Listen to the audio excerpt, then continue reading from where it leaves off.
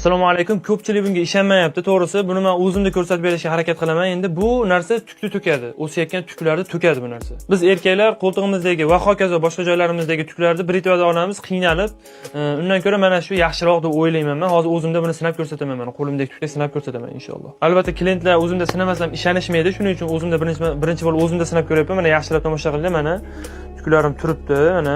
Bu ayollarga ham, erkaklarga ham aralashib ketaveradi. Diqqat qilamiz, oldin buni chayqab yuboramiz, undan keyin sepamiz. Bismillahirrohmanirrohim. Mana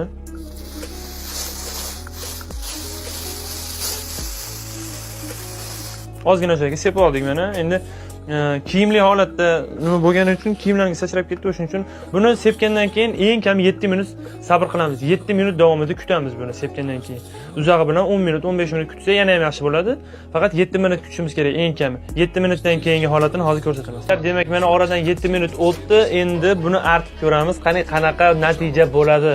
Ishonmaganlar qaranglar endi. Mana artyapman. Bismillah. Mana. Hozir yana artamiz. Mana. Hozir to'g'ri artib olaylik-da. Mana. O'zlaringiz ko'rib turibsizlar, mana top-toza qilib, mana o'zi nimada ko'rinyapti, bunday qilaylik-chi mana. Mana. Ko'rindi?